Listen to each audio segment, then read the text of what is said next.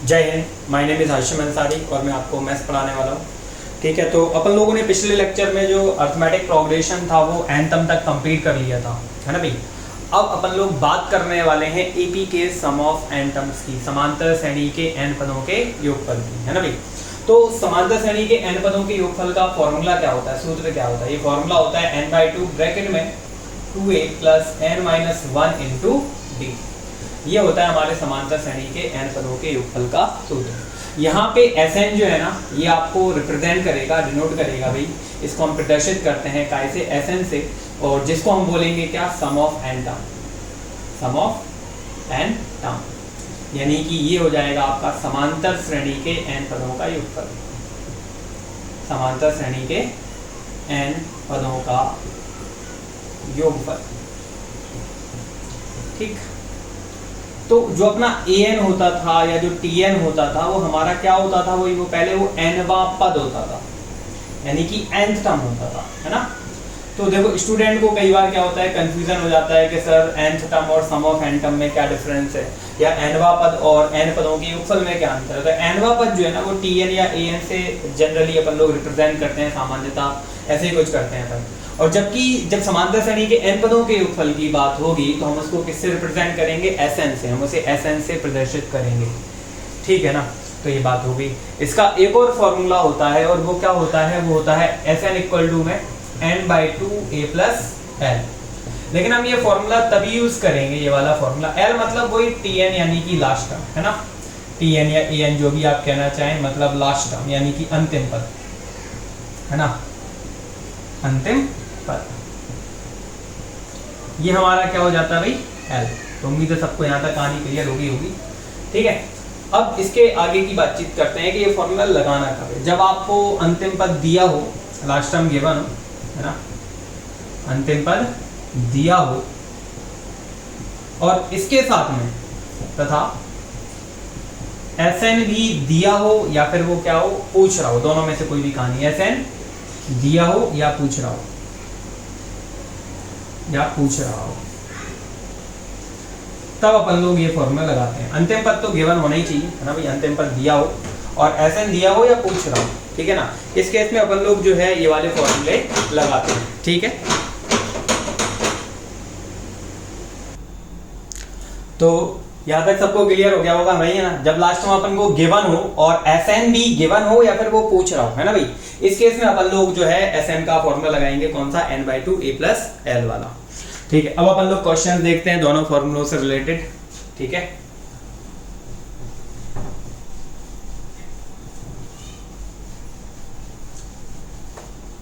तो देखें, क्वेश्चन है अपना, find the sum of first 17 term of an AP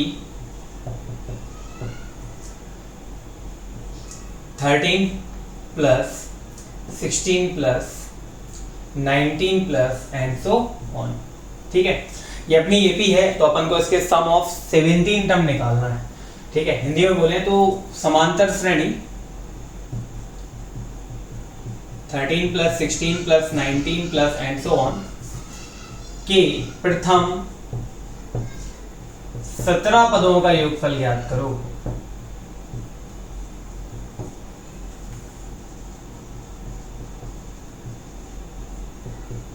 ज्ञात करो, ये अपना क्वेश्चन हो गया, ठीक है।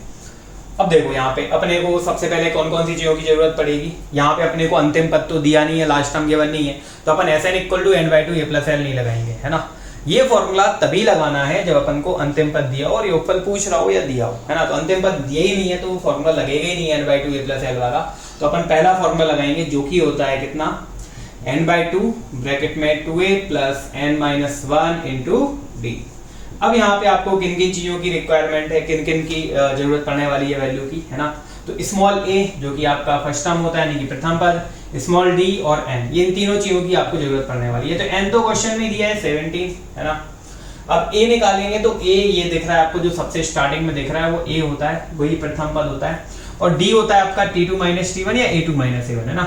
तो T2 यानी कि सेकंड टर्म जो आपकी 16 है और फर्स्ट टर्म कितना आपका 13 है, दोनों को सॉल्व करेंगे 16 माइनस 13 तो आपको 3 मिल जाएगा। उम्मीद है यहाँ तक कहानी क्लियर हो गई होगी। बस अब आपको वैल्यूज पुट करनी है। तो S17 है ना, जब भी भाई पदों का योगफल ये शब्द जुड़ जाए तो आपको SN का फॉर्मूला लगाना है, और 17वां पद पूछता तो फिर मैं nth टर्म यानी कि TN का फॉर्मूला लगा देता।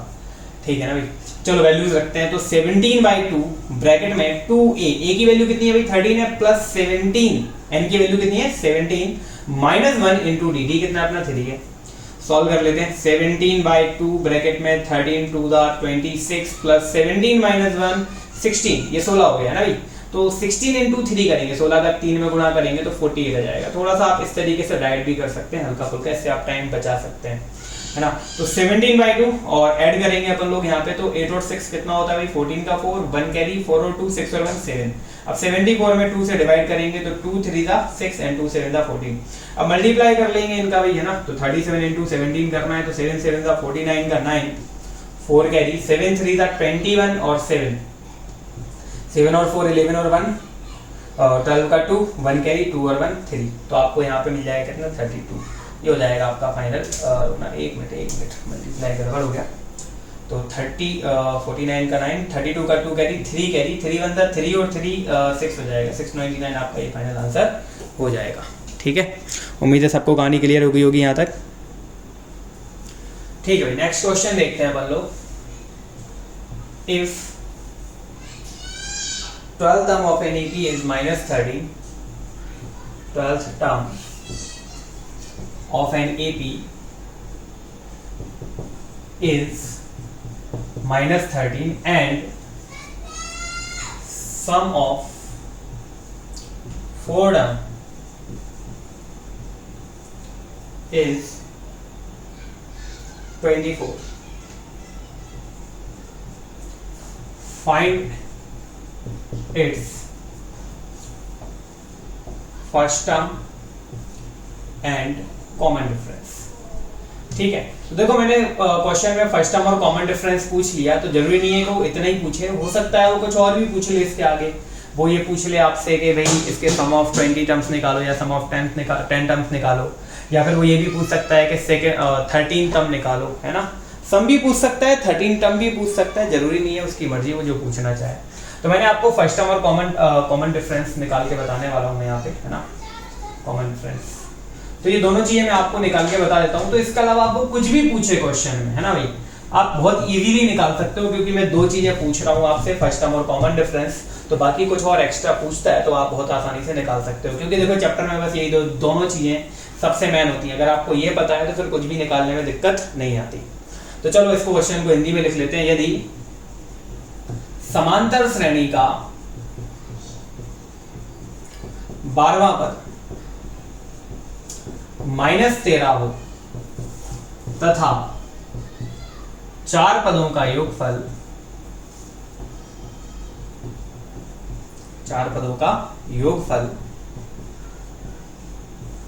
24 हो,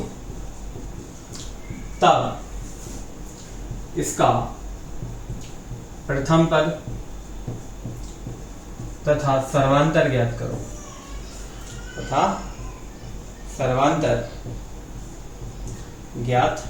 करो, ठीक है, ये अपना क्वेश्चन हो गया। तो उसने बोला कि 12वां पद कितना है -13 है, तो T12 इक्वल टू -13 उसने दे दिया अपने को, है ना। T12 लिख दो या A12 लिख दो, डजंट मैटर, कोई फर्क नहीं पड़ता, है ना। T12 या A12 दो, जो भी है, ठीक है। और जो दूसरी चीज दे रखी है, देखो 12 पदों का योगफल नहीं बोला, 12वां पद बोला, 12 टर्म बोला, सम ऑफ 12 टर्म नहीं बोला। यहाँ पे देखो सम नाम का शब्द यूज नहीं है, तो आप ऐसा नहीं लिख सकते यहाँ पे। अब आप बोलो सर आप तो ये टाइप पढ़ा रहे हो, तो उससे क्या फर्क पड़ता है, क्वेश्चन में जो कह रहा है वो करना है अपने को, है ना भाई। अब योगफल यहाँ बोल दिया उसने, कितने पदों का योगफल बोल दिया, 4 पदों का। तो ये आपको दिया है S4, 4 पदों का योगफल यानी कि S4। सम ऑफ 4 टर्म्स बोला है, देखो बोला है सम ऑफ 4 टर्म्स मतलब S4, कितना दिया है 24। तो यहाँ पे SN लिखेंगे क्योंकि यहाँ पे योगफल बोला, इधर थोड़ी ना बोला था, है ना। तो ये चीजों का ध्यान में रखना है आप लोगों को, नहीं तो आप गलती कर बैठोगे, है ना। बहुत सिंपल सी चीज है। T12 का फॉर्मूला लगा देंगे, तो A + 11T equal to -13, equation number 1। S4 का फॉर्मूला लगाएंगे, n/2 ब्रैकेट में 2A plus n - 1 into D equal to में 24, है ना भाई। तो 2 टू द 4, अब ये 2 इंटू में उधर जाके टाइम हो जाएगा डिवाइड में, तो 2a plus 3d equal to में 24 में 2 का डिवाइड कर दो ये वाला, तो 12 हो जाएगा। तो ये 12 मिल गया आपको, है ना। ये इक्वेशन नंबर 2 होगी। अब आप ध्यान से देखो जरा यहाँ पे, अब अपन यहाँ पे विलोपन विधि निकालेंगे। विलोपन विधि से ए और डी के मान निकालेंगे। तो 10th क्लास में आपने पढ़ी होगी एलिमिनेशन मेथड, जिसको विलोपन विधि बोलते हैं हिंदी में, है ना। तो यहाँ पे 2a है, तो हम चाहते हैं ये भी 2a बने। चाहो तो a के कोएफिशिएंट सेम कर लो, यानी a के गुणांक समान कर लो, या चाहो तो d के कर लो। तो a के करना ज्यादा आसान काम है, तो a के कर लेते हैं। तो इसमें 2 का मल्टीप्लाई कर देंगे इक्वेशन नंबर 1 में, तो हो जाएगी 2a plus 22d equal to minus 26, है ना। तो इक्वेशन नंबर 1 इसको ना मान के इसको मान लो। अब आप देखो ध्यान से, तो यहाँ पे भी 2a हो गया, इधर भी 2a हो गया, है ना। तो दोनों को सब्ट्रैक्ट कर लेते हैं, घटा देते हैं, जिससे a से a कैंसिल आउट हो जाए और मुझे d की वैल्यू मिल जाए। तो equation number 1 minus equation number 2 कर लेंगे, है ना।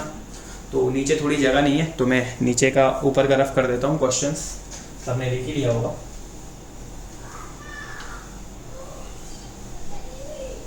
ठीक है, तो दोनों इक्वेशन को जब हम सब्ट्रैक्ट करेंगे तो 2a से 2a गया, यहाँ आपको मिल जाएगा 22d minus 3d, this minus this, है ना। और माइनस 26 माइनस 12 मिल जाएगा इक्वल टू में RHS में। ठीक है, माइनस 26 और माइनस 12 सॉल्व करेंगे इसको, तो 22d में से 3d गए तो कितना मिल जाएगा अपन लोगों को भाई यहाँ पे, माइनस का 90 प्लस का 19d, और इनको भी सॉल्व करेंगे, दोनों नेगेटिव ऐड हो जाएंगे, 6 और 2 8, 2 और 1 3, तो माइनस का 38, तो 19 टू द 38, क्योंकि 19 इंटू में उधर जाके डिवाइड तो होना ही था, तो पहले डिवाइड कर दिया। तो d की वैल्यू जो होगी वो मेरी -2 होगी। ठीक है, अब बढ़ते हैं आगे। तो हमें क्या चाहिए, d तो मिल गया, अब हमें फर्स्ट टर्म और चाहिए, यानी कि प्रथम पद। चाहो तो इक्वेशन नंबर 1 में रख दो या 2 में, तो मुझे 2 थोड़ी अच्छी लग रही है, सिंपल सी, तो इक्वेशन नंबर 2 में वैल्यू रख देते हैं, समीकरण नंबर 2 में मान रख देते हैं। ये समीकरण बोलते हैं इसको हिंदी में, ना। तो समीकरण नंबर 2 में मान रखेंगे तो क्या हो जाएगा, ये 2a प्लस 3 इंटू में d, और d का जो मान है, d की जो वैल्यू है वो कितनी है, -2 है, और इक्वल टू है कितना है 12। तो 2a और 3 टू द 6 काय का प्लस माइनस, माइनस का 6 इक्वल टू 12। अब ये माइनस का 6 उधर जाके काय का हो जाएगा प्लस का, तो 2a इक्वल टू में 12 प्लस 6, और 12 और 6 मिलके हो जाएगा ये कितना 18, और 2 इंटू में उधर जाके डिवाइड में होना ही है, तो पहले डिवाइड कर देते हैं। तो a की वैल्यू कितनी मिल गई 9। तो एक आंसर ये हो गया और एक आंसर ये हो गया। तो ये आ गए हमारे फर्स्ट टर्म और कॉमन डिफरेंस। तो उम्मीद है सबको यहाँ तक कहानी क्लियर हो गई होगी अच्छे से, ठीक है ना। तो ये बिल्कुल सीधे सीधे से क्वेश्चंस थे जो अपन लोगों ने सॉल्व कर लिए, ठीक है ना। तो काफी ठीक ठाक क्वेश्चन है ये, और अपने एग्जाम्स के लिए इम्पोर्टेंट भी होते हैं, है ना। सिंपल से ही पेपर आता है, कोई बहुत हार्ड एंड टफ पेपर अपना नहीं होता। लेकिन प्रॉब्लम यही है कि अपन लोग एग्रीकल्चर वाले हैं, तो अपना मैथ्स थोड़ा सा वीक होता है ना। तो उसी हिसाब से पेपर भी आता है अपना, तो उस बात से आपको घबराने की भी जरूरत नहीं है कि पेपर में कोई ज़्यादा टफ पूछेगा, ठीक है। चलो आगे बढ़ते हैं नेक्स्ट क्वेश्चन की ओर।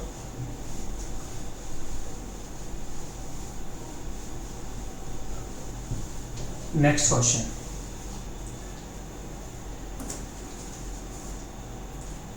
तो नेक्स्ट क्वेश्चन है how many terms of the series, how many terms of the series 54, 51, 48, and so on be taken so that their sum is, so that their sum is 513। ये आपका question है, ठीक है। तो हिंदी में लिख लेते हैं इसको। श्रेणी 54, 51, 48, एंड सो ऑन में कितने पद लिए जाएं, में कितने पद लिए जाएं ताकि योगफल 513 हो जाए, ठीक है। ये आपका क्वेश्चन है। तो मान लेते हैं कि n पद लिए जाएं, let we take n terms, है ना, टू मेक सम 513। तो हम n पद ले लेते हैं जिससे कि हमारा योगफल जो है वो 513 हो जाए। तो Sn हमें 513 चाहिए, है ना। अब आप यहाँ पे कुछ बातें चाहो तो नोट डाल के लिख सकते हो कि जो n का मान होता है, जो n की वैल्यू होती है ना, तो जो n का मान है वो हमेशा धनात्मक पूर्णांक में आता है ना। n का मान हमेशा धनात्मक पूर्णांक में होता है, पॉजिटिव इंटीजर में होता है ना, धनात्मक पूर्णांक में होता है।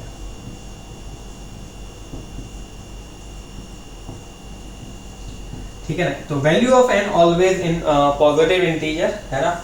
ऐसा क्यों? जैसे कि आप लोगों ने देखा होगा कि एक्चुअल में जब आप काउंटिंग करते हो तो आप डेसिमल में काउंटिंग नहीं करते, जब आप नंबर गिनते हो तो आपको दशमलव में नहीं गिनते, है ना। जैसे मान लो कि फॉर एग्जांपल आप ये बोलो कि भाई देखो वो 2.5 लोग जा रहे हैं, ऐसा बोलोगे कभी आप, है ना, मियाँ बीवी और बच्चा? भाई बच्चे को पूरे ही काउंट करोगे ना, आदत तो करोगे नहीं, है ना। ठीक है, तो ऐसे ही जो पद होते हैं वो अपन कैसे बोलते हैं, पहला पद है, दूसरा पद है, तीसरा पद है, ऐसा तो थोड़ी ना बोलोगे पहला पद है, दूसरा है, ये 2.5वां पद है, ऐसा तो नहीं बोलते ना।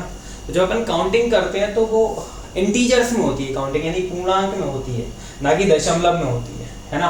तो हमें जो पद मिलते हैं जो हम यहाँ पर लिखते हैं, हाँ पद का जो खुद का मान है वो दशमलव में आ सकता है, लेकिन जो हम काउंटिंग करते हैं पहला पद, ये दूसरा पद, ये तीसरा पद, तो हमें ये जो मान लिखे रहते हैं, नीचे वाली जो वैल्यूज लिखी रहती है, हमेशा इंटीजर में चलती है। देखो 1 2 3, तीसरा पद, चौथा पद, पांचवा पद, छठवां पद, सातवां पद, है ना। तो ये आप कभी भी दशमलव में नहीं बोलोगे कि 2.5वां पद, ठीक है ना। इसलिए n का मान कभी भी दशमलव में नहीं आता।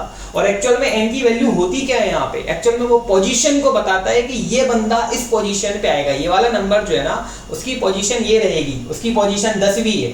जैसे कि मान लो आप लोग लाइन में खड़े हो, है ना, क्लास के अंदर जा रहे हो, आप एंटर कर रहे हो, 100 लोग 100 बच्चे लाइन में खड़े हुए हैं, तो हम तो यही बोलेंगे ये पहला बच्चा है, ये दूसरा है, तीसरा है, चौथा है। तो पोजीशन पता चल रही है ना कि आप लाइन में कौन सी पोजीशन पे हो।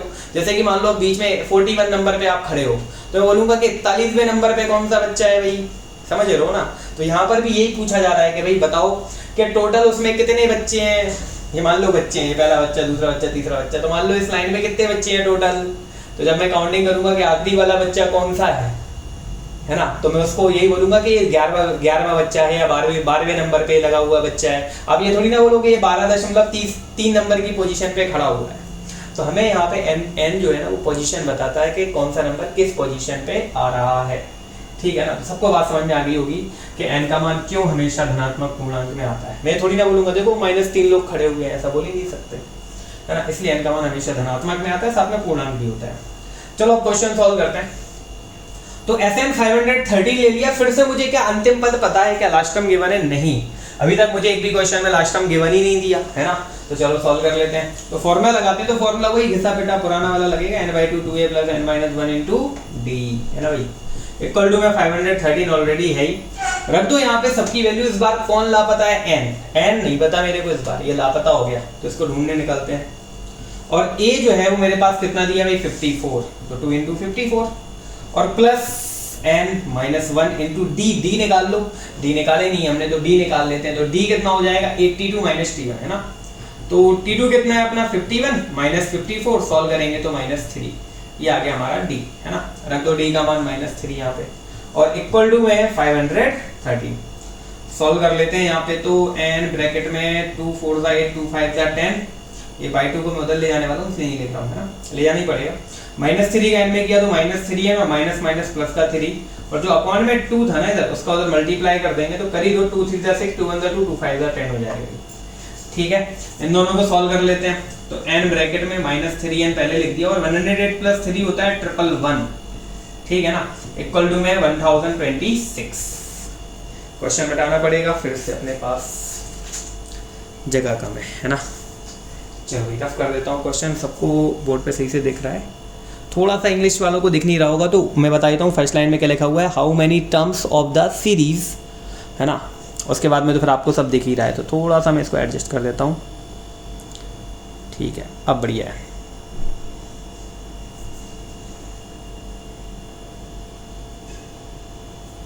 ठीक, इसको रफ कर देते हैं। चलो देखें आगे, और अपन लोग यहाँ पे n का अंदर मल्टीप्लाई कर देंगे तो -3n² और n का इसमें करेंगे तो प्लस का 111n इक्वल टू में 1026। हम चाहते हैं कि n² का कोएफिशिएंट पॉजिटिव रहे, उसके लिए हम इन सबको उधर ले जाएंगे। तो 3n² ये प्लस का 111n उधर आके काय का हो जाएगा माइनस का, और प्लस का 1026 ऑलरेडी इधर है, ठीक है ना। देख लो 3 से डिवाइड तो नहीं हो रहा, मतलब 3 कॉमन तो नहीं आ रहा सब में, तो चेक कर लेते हैं कि 3 का सब में डिवाइड हो रहा है कि नहीं हो रहा है। तो 3 का इसमें डिवाइड हो रहा है क्या, करके देखते हैं। 3 3 जा 9 और 3 7 जा 21 हो रहा है भाई, किस्मत बढ़िया है। 3 3 जा 9, 2 बच गए, हो रहा है। इसमें भी करके देख लेते हैं। 3 3 जा 9, 1 बचेगा 12, तो 3 4 जा 12, 3 2 जा 6, बिल्कुल हो रहा है। तो चलो इस सब में से 3 कॉमन ले डालते हैं। तो यहाँ से 3 गया तो मुझे मिलेगा n स्क्वायर, यहाँ पे 3 का डिवाइड करेंगे, 3 3 जा 9 और 3 7 जा 21, ये हो गया। और यहाँ पे भी 3 से डिवाइड करेंगे, 3 3 जा 9, 3 4 जा 12 और 3 2 जा 6, तो ऐसा कुछ अपने को मिल जाएगा। ये 3 इंटू में 0 के अपॉन में आके 0, तो n square minus 37n plus 342। अब कुछ लोगों को लगता है 3 कहाँ गया, तो मैं लिख देता हूँ उनके लिए 0/3, और 0/3 सबको पता है कि 0 ही होता है, तो 0/3 इक्वल टू 0, इसलिए मैं डायरेक्टली 0 लिख देता हूँ। और 0 इधर लिखो या उधर लिखो, उससे कोई फर्क नहीं पड़ता, आपकी मर्जी। ये मैंने लिख दिया 0/3 इक्वल टू 0, नहीं तो कोई पूछे कि भाई सर ये कैसे हो गया, 3 कहाँ गया यार, ये तो गायब ही कर दिया क्या आप जादूगर, है ना। तो भाई 0 के अपॉन में चला गया, भाई जादूगर नहीं हूं मैं।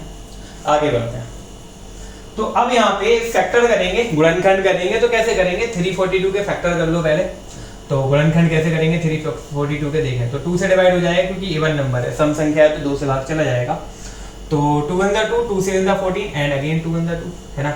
अब इसको 3 से कैंसिल आउट करो, हो रहा है क्या, हाँ हो रहा है। 3 5 जा 15, 2 बचेगा तो 3 7 जा 21, अगेन 3 से करते हैं, तो 3 1 जा 3, 3 9 जा 27, ये इसके फैक्टर हो गए 2 इंटू 3 इंटू 3 इंटू 19। अगर आपको फैक्टर करने वाली आपने 9th क्लास में मेथड पढ़ी हो तो बहुत अच्छी बात है, नहीं पढ़ी है तो देखो इसमें थोड़ी सी प्रॉब्लम आएगी आपको, है ना। आपको ये चीज आनी ही चाहिए, नहीं तो आप इस टाइप के क्वेश्चन कर नहीं पाएंगे। अगर आपको ये सॉल्व करना नहीं आता है तो आपको ये सॉल्व करना बिल्कुल आना चाहिए, ठीक है, क्लियर है। 9th क्लास में आपने ये चीजें पढ़ी है सॉल्व करने वाली, फिर 10th में फिर से पढ़ी होंगी। एक चैप्टर था आपका वर्ग समीकरण, क्वाड्रेटिक इक्वेशन बोलते हैं इसको, उसमें भी फिर आप लोग यही चीजें सीखते हैं। तो वहां पे तो आपने काफी सारी मेथड सीखी हैं, completing square method, middle term splitting method, है ना, फॉर्मूला मेथड, क्या क्या चाहते हो, इतनी सारी मेथड्स आपको पढ़ाई जाती है 10th क्लास में, तो ये आपको सॉल्व करना आना चाहिए, ठीक है। चलो आगे बढ़ते हैं। अब यहाँ पे क्या करेंगे, फैक्टर करने के लिए अपन लोग ऐसा नंबर बनाएंगे, 2 नंबर बनाएंगे जिनको ऐड या सब्ट्रैक्ट करने पर कौन आ जाए, ये आ जाए, है ना। और मल्टीप्लाई का देखने की जरूरत ही नहीं होती, अपन ने जिस तरीके से सॉल्व किया है उस तरीके से आपको मल्टीप्लाई करने की कभी जरूरत ही नहीं पड़ेगी, है ना। आपको मेथड देखो 10th में आपने पढ़ी होंगी, आपको आती होंगी, तो मैं इतना ज़्यादा डिटेल में नहीं जा रहा हूँ, वैसे टाइम कम है अपने पास, क्रैश कोर्स की क्लास है। तो अपना बस इतना समझा देता हूँ कि अगर c जो है ये कांस्टेंट वाला है जिसमें n नहीं, अगर ये पॉजिटिव है तो वो ऐड होते हैं वो दोनों, मतलब ऐड होने पे ही 37 आना चाहिए, है ना। फिर सब्ट्रैक्शन के बारे में नहीं सोचेंगे, घटाने के बारे में नहीं सोचेंगे, सिर्फ जोड़ने के बारे में सोचेंगे। तो देखो आपको 37 चाहिए, 37, तो 2 3 जा 6, 3 जा 18, क्या 18 और 19 मिलके आपको 37 दे देंगे, ऐड करके देख लो। 9 और 8 17 का 7, 1 कैरी, 1 और 1 2 और 1 3, लो हो गया काम आपका, आ गया 37। मतलब मैं 37 को लिख दूंगा कितना भाई, n square minus 18n minus 19n, है ना। 18 और 19 को ऐड करने पे 37 आ रहा है बिल्कुल, लेकिन मुझे माइनस का 37 चाहिए, इसलिए मुझे इन दोनों को माइनस में रखना पड़ेगा। और ऐड 2 तरीके से हो सकते हैं, जोड़ 2 तरीके से सकते हैं, या तो दोनों प्लस के हो या फिर दोनों माइनस के हो, तो दोनों माइनस में भी जोड़ जाते हैं। तो जब माइनस का चाहिए हो तो दोनों को माइनस का रखना पड़ेगा। और प्लस का 342 बराबर 0, 342 इक्वल टू 0, इसको रफ कर देते हैं, रफ वर्क था वैसे भी, है ना। चलो अब यहाँ से कॉमन लेना चालू करते हैं, तो इन दोनों में से n कॉमन ले लेंगे, तो ये n-18 हो गया। अब जो चीज यहाँ पर आई है आंख बंद करके यहाँ पे लिखना है ना। तो ये दोनों चीजें सॉल्व होके आपको ये देती हैं और ये दोनों चीजें सॉल्व होके ये बनाएंगी। तो इसमें किसका इंटू कर देंगे, -19n बन जाए, तो -19 का इंटू कर देंगे, है ना। तो इधर भी n-18 है, इधर भी, ये दोनों में से n-18 कॉमन ले लेंगे। यहाँ से क्या तो आपको n मिलेगा और यहाँ से क्या तो आपको -19 मिलेगा, इक्वल टू में क्या है 0 है ना। अब अपन लोगों ने पढ़ी था 10th में कि n-18 0 होता है या फिर n-19 0 हो जाएगा। ये तभी अपन लोग इक्वल टू में 0 कर पाते हैं जब या तो इक्वल टू में 0 हो, तभी अपन लोग दोनों को सेपरेटली 0 कर पाते हैं, ध्यान रखना है आपको, है ना। -18 उधर जाके प्लस का और n-19 भी उधर जाके प्लस का, दोनों ही आंसर सही है क्योंकि दोनों के दोनों आंसर हमारी इस कंडीशन को यानी इस नोट को फुलफिल कर रहे हैं। जो हमने नोट लिखा हुआ था, है ना, उस नोट को ये फुलफिल कर रही है दोनों कंडीशन, ठीक है ना। तो उम्मीद है सबको यहाँ तक कहानी क्लियर हो गई होगी।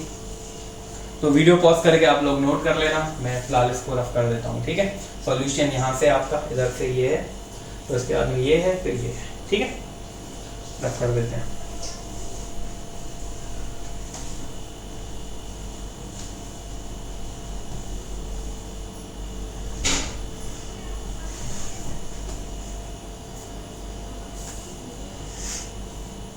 ठीक है, नेक्स्ट क्वेश्चन है अपना, नेक्स्ट क्वेश्चन। अब अपने क्वेश्चन में वो वाला फॉर्मूला लगने लग जाएगा n/2 a + l वाला, ठीक है।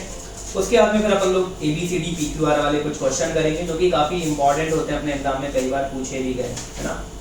तो सिर्फ वही क्वेश्चन करेंगे जो इंपॉर्टेंट है, क्योंकि क्रैश कोर्स अपने पास टाइम लिमिटेड है, तो अपन आलतू फालतू क्वेश्चन पे ज़्यादा ध्यान देने वाले हैं नहीं। तो क्वेश्चन है आपका, लेकिन फाइंड दी सम ऑफ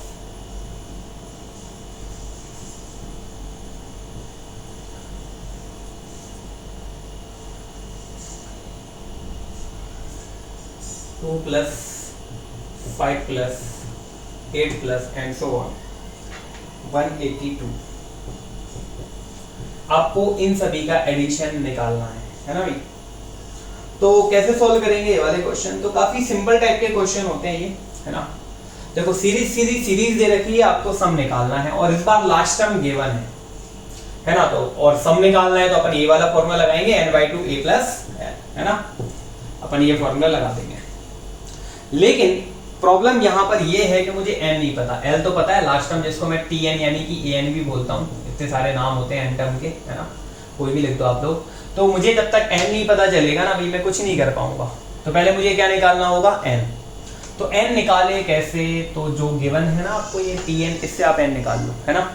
तो l बोल लो या tn बोल लो, जो भी बोलना चाहो। तो पहले मैं n निकाल लेता हूँ, फिर बाद में इस फॉर्मूले में वैल्यूज रखेंगे, है ना। तो चलो n इधर साइड में निकाल लेते हैं। तो tn = l = अपना फॉर्मूला होता है a + n - 1 * d। मैंने दोनों के इक्वल इसलिए लिख दिया ताकि स्टूडेंट के दिमाग में रहे कि n टर्म को ही हम l भी बोलते हैं लास्ट टर्म, है ना। तो tn या l आपको क्वेश्चन में दिया है, जो सबसे आखिरी में होता है वही होता है। तो 182 tn बोल दो या l बोल दो, एक ही चीज है। इधर वैल्यू रखेंगे, a की कितनी है 2 है, प्लस n - 1, तो n तो पता है नहीं, और d कितना आएगा 5 - 2 3 आएगा, मैंने डायरेक्ट रख दिया, आप लोग आराम से निकाल सकते हो, d निकालना तो आ ही गया होगा, है ना। तो 182 = में 2 + 3n - 3 हो जाएगा, और 2 - 3 कितना हो जाएगा? ये हो जाएगा -1 + 3n। अब ये -1 इधर आ गया प्लस का, तो 182 में 1 ऐड होगा तो 183 हो गया, इक्वल टू में 3n। अब 3 * में इधर आगे डिवाइड होने वाला है भविष्य में, तो पहले डिवाइड कर लो। 3 × 6 = 18 और 3 × 1 = 3, तो आपकी n की जो वैल्यू है ना वो कितनी होगी? 61 होगी, ठीक है।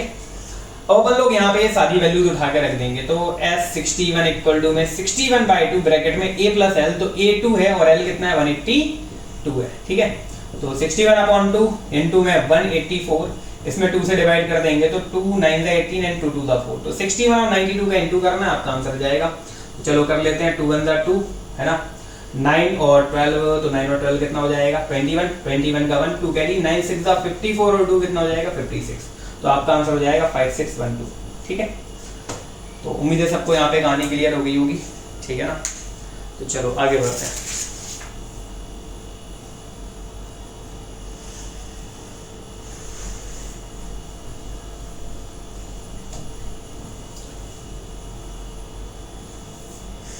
अच्छा, हिंदी में क्वेश्चन लिखना भूल गया था, तो उसमें लिख देना कि श्रेणी का योगफल ज्ञात करो, है ना। और कोई ज़्यादा खास बात थी भी नहीं, है ना।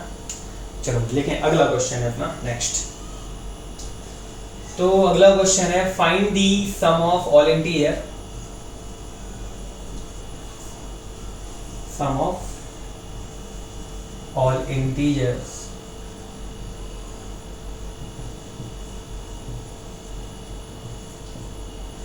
बिटवीन 50 to 150 which are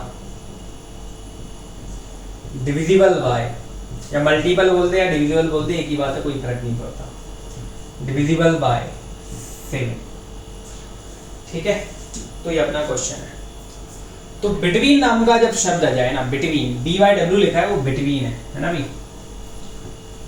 तो अपन लोग एक्सट्रीम टर्म्स नहीं लेते। एक्सट्रीम जो टर्म्स है, मतलब एक्सट्रीम जो वैल्यूज हैं, वो अपन लोग नहीं लेंगे। मतलब 50 और 150 काउंट नहीं होंगे। मतलब 51 से मुझे 149 तक निकालना है ना, ये ध्यान रखना आप लोगों को। मतलब इधर से एक ज्यादा, इधर से एक कम। बिटवीन बोलता है तब उस केस में। अगर बिटवीन नहीं बोलता तो फिर अपन लोग ये दोनों भी इंक्लूड कर लेते हैं। हिंदी में लिखते हैं क्वेश्चन, 50 से 150 के मध्य उन सभी पूर्णांकों का, उन सभी पूर्णांकों का योगफल ज्ञात करो, योगफल ज्ञात करो जो कि 7 से विभाजित है, विभाजित है। ठीक है, ये आपका क्वेश्चन हो गया। तो 50 से 150 के मध्य बोल दिया, जहां पे ये मध्य नाम का शब्द आ गया तो अपन लोग एक्सट्रीम जो वैल्यूज है वो नहीं लेंगे। मतलब मेरी सीरीज 51 से चालू होगी और 149 के समथिंग खत्म होगी, है ना। तो हमें 7 से विभाजित संख्याएं चाहिए, तो 51 में हम 7 से भाग देंगे भाई, 7 से डिवाइड करेंगे, 7 7 दा 49, जो रिमाइंडर मिला वो 2। देखो जब तक रिमाइंडर बच रहा है तब तक प्रॉब्लम है, तो रिमाइंडर बचना नहीं चाहिए, तब तो वो डिविजिबल होगा, तब तो वो विभाजित होगा कि नहीं होगा। शेषफल आ गया 2, अब शेषफल 0 आता तो विभाजित होता, तो शेषफल को इसमें से घटा दो, तो 51 में से 2 घटाओगे तो 49। ये 7 से विभाजित है, 7 से विभाजित तो है, लेकिन प्रॉब्लम पता है क्या है, ये 51 के नीचे आ गया, बाहर आ गया, इन दोनों के बीच में नहीं आ रहा, इन दोनों में नहीं आ रहा। तो फिर क्या करें, आप इसमें ही 7 ऐड कर दो, जिससे भाग दे रहे हैं वो ऐड करो। बचपन में आपने पहाड़े बनाए होंगे ना, जब याद ही नहीं होते थे, तो भाई एक काम करते हैं, 7 का पहाड़ा लिखना है, 7 की टेबल लिखनी है, तो आप क्या करते हो कि 7 है, फिर 7 + 7 ऐड करते होगे, बड़ी आराम से 14 लिखते होगे, यही करते थे। तो ये 7 से विभाजित वाली संख्याएं बनती जाती थी। इसमें भी आप फिर क्या करते होगे, 7 ऐड कर देते होगे, तो आपको क्या मिल जाता था भाई, फिर आपको 21। देखो आपकी टेबल बनती जाती है, 7 2 = 14, 7 3 = 21, आप ऐसे दिमाग लगाते होगे।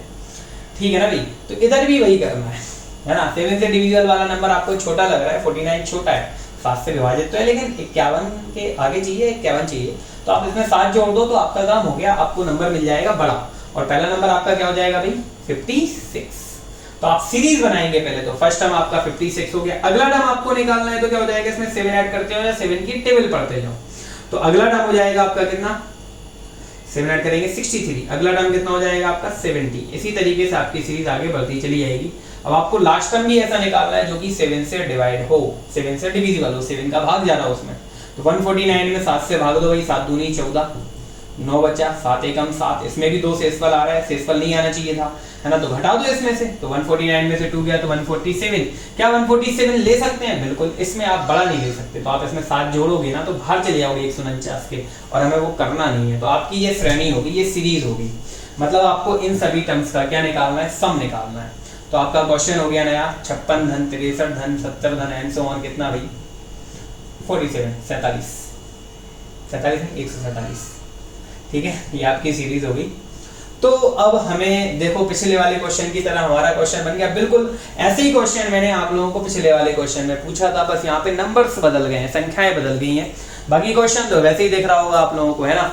तो बस यहाँ पे अपन लोग क्या करेंगे, n की वैल्यू निकाल लेंगे, फिर वही समांतर श्रेणी के n पदों के योगफल का सूत्र लगा देंगे और हमारा आंसर आ जाएगा। तो जो सबसे आखिरी में दिख रहा है ना, ये आपका l हो गया, यानी कि लास्ट टर्म, वही अंतिम पद या फिर n वापस जो भी आप कहना चाहें। तो l = tn = आपको 147 दिया है, तो पहले आपको n का मान निकालना पड़ेगा, ये आपको पता है ना। तो लगा दो फॉर्मूला, दोनों का फॉर्मूला सेम ही होता है, a + n - 1 × d = में 147। यहाँ पे मान रख दो सबके, तो प्रथम पद कितना है, 56 है, देन n का मान पता नहीं, और d का मान कितना निकलेगा, 63 में से 56 गया तो 7 ही निकालना है, वो तो जिससे भाग दे रहा हो वही बनता है हमेशा। बस n का मान निकाल लेंगे यहाँ, तो 56 धन 7n - 7 बराबर कितना भाई 147। 56 में से 7 घटाओ, कितने बचेंगे 49, यानी कि 49, है ना। और प्लस का 7n = में 147, ये प्लस का 49 उधर जाके काय का हो जाएगा, माइनस का। ठीक है, तो पहुंचा दो उधर, तो 7n = में 147 माइनस 49। सॉल्व कर लो इसको, कितना बच रहा है यहाँ से 17 माइनस 9 करोगे आपको 8 मिल जाएगा, है ना, और 9 मिल जाएगा यहाँ पे, तो 98 आपको मिल गया, है ना। और 7 × में उधर जाके डिवाइड में जाने वाला है, डिवाइड कर दो, 7 1 = 7, तो ये बचेगा 2, 7 4 = 28। तो n की वैल्यू आपको 14 मिल गई। ठीक है, अब फॉर्मूला लगा देंगे अपन लोग वही वाला, Sn = में n/2 a + l वाला, है ना। तो n का मान कितना आ गया हमारा 14/2, ब्रैकेट में a कितना है अपने पास, a है 56 और l कितना है अपने पास 147। बस इनको अपन लोग सॉल्व कर लेंगे, जो भी आएगा वो अपना फाइनल आंसर हो जाएगा। ठीक है ना।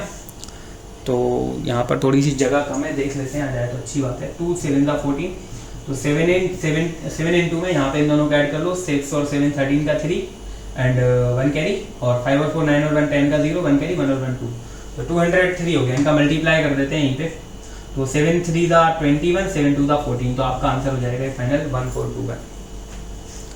ठीक है, तो आंसर दिख नहीं रहा तो आंसर थोड़ा सा ऊपर ले देता हूँ मैं, 1421। ठीक है, ये आपका फाइनल आंसर हो जाएगा। ठीक, तो बस आज के लेक्चर में इतना ही, बाकी अपन लोग अगले लेक्चर में पढ़ेंगे। जय हिंद।